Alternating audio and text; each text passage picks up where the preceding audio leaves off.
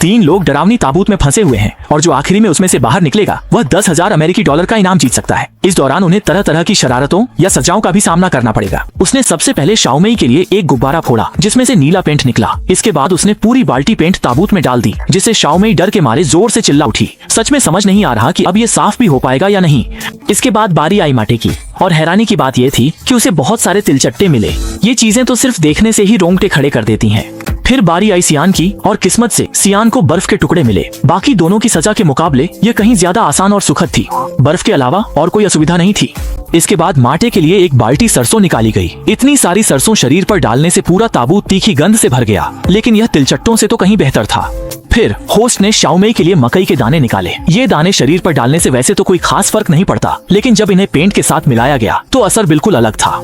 पूरा ताबूत एक अजीब सी गंध से भर गया था। इसके बाद होस्ट ने लगातार 3 बार ड्रॉ किया, जिसमें तीनों के लिए क्रमशः क्रिस्टल बॉल और चमकदार गोंद निकला, जबकि शाओमेई बहुत भाग्यशाली रही। उसे कोई सजा नहीं मिली, जिससे सियान बहुत खुजली महसूस करने लगा।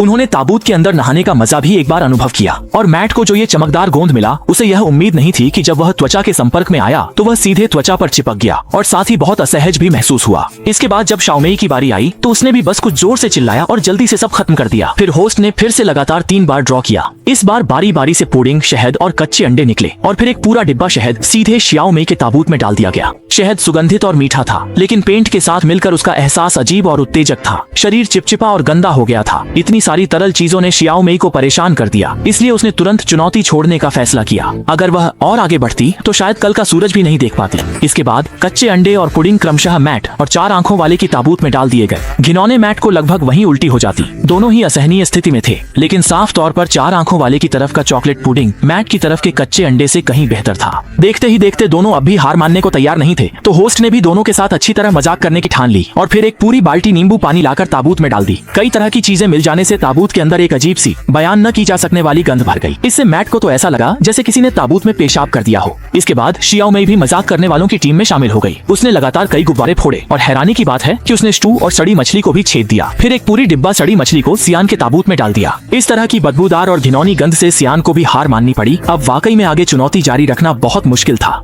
इसी के साथ मैट आखिरकार विजेता बन गया। तो अब सवाल ये है, अगर आप होते तो आप कितनी देर तक टिक पाते?